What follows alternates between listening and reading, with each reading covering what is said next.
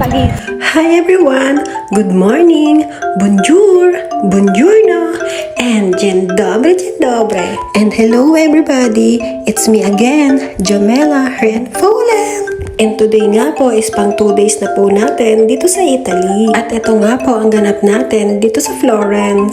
Bali pangatlong city na po natin ito dito sa Italy. At ito nga mga beshi, sobrang pagod ng first day namin dito. So bali first city and first day po natin dito is Bologna. And take note mga beshi, sobrang ganda ng Bologna. And for today nga is kakatapos lang natin dito sa Pisa. Sobrang ganda ng Pisa, Italy mga kabeshi. Pagod pero happy.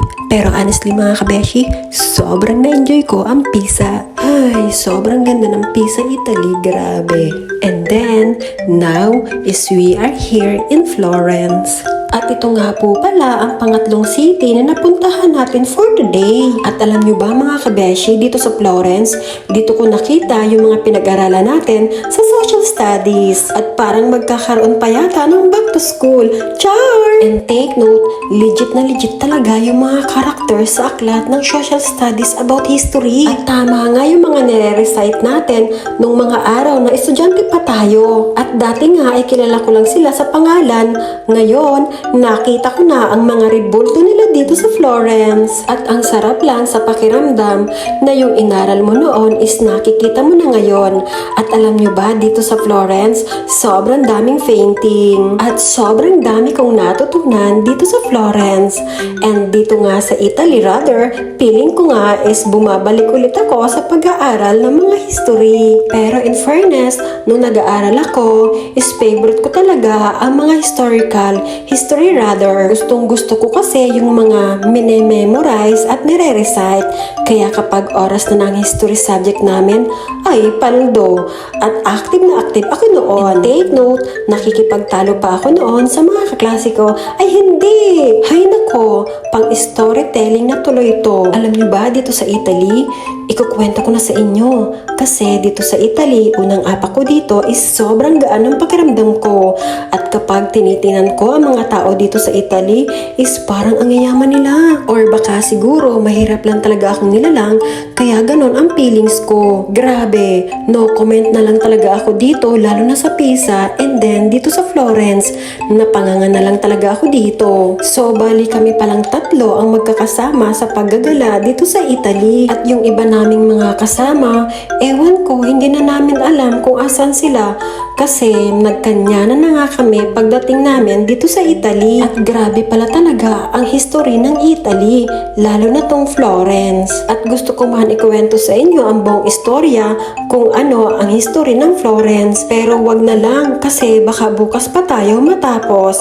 Actually mga kabeshi, i-search nyo na lang kung ano ba talaga ang history ng Florence. And actually mga kabeshi, hanggang ngayon is na-amaze pa rin ako sa ganda ng Italy. And alam nyo ba besh, honestly, itong paggagala namin is hindi namin masasabi na marami kaming pera. Kasi yung iba sa atin na nakakakilala sa atin, sinasabi nila na, uy, mabuti ka pa, nasa abroad. Uy, mabuti ka pa at nakarating ka na ng Italy. Uy, mabuti ka pa at nakakarating ka ng iba't ibang lugar. At mabuti ka pa at marami kang pera. Buti ka pa, nakukuha mo lahat ng gusto mo. Alam niyo ba, besh, para sa akin is walang buti ka pa. Kasi para sa aming mga OFW is nire-relax lang namin ang aming mga sarili. At nililibang lang po namin ang aming mga sarili at isipan. Actually, sa Facebook lang naman po kami maganda at masaya. Pero sa likod po nito is luha at hirap po talaga ang nararanasan namin. Take note mga kabeshi, para sa akin ang pagiging OFW is hindi siya madali. Opo, yes po, tama ka po sa narinig mo. Actually, sa mga kapwa ko na sa Pinas is masarap lang po talaga pakinggan ang salitang abroad.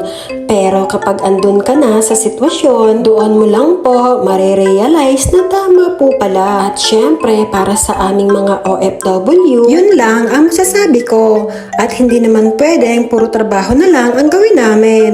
Kaya nga kami nag-work para makuha namin ang mga gusto namin sa buhay. Likes, troubles, and needs. Ganun naman po talaga ang buhay. Kapag masipag ka at matiyaga ka, tiyak na may reward ka na galing kay God. And that's life mga besh. And kaming mga OFW is gusto namin yung marerelax din ang mga isip namin. Dahil syempre pagod din kami sa work namin and syempre sobrang stress. At gano'n naman po talaga ang buhay. May kanya-kanya at may iba-ibang status ang takbo ng buhay natin.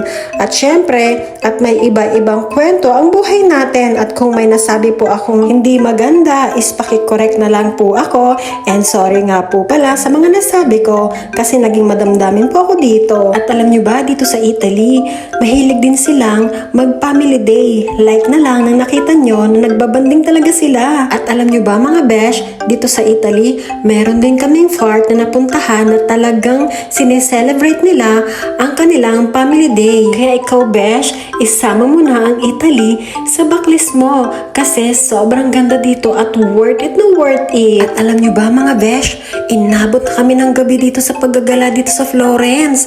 Sobrang dami talagang makikita na sobrang nakaka-relax. Alam nyo ba mga besh, suddenly is wala akong nakitang kababayan natin dito. At medyo nga napahaba ang video ko na to. Hindi na to matatawag na mini vlog. Char!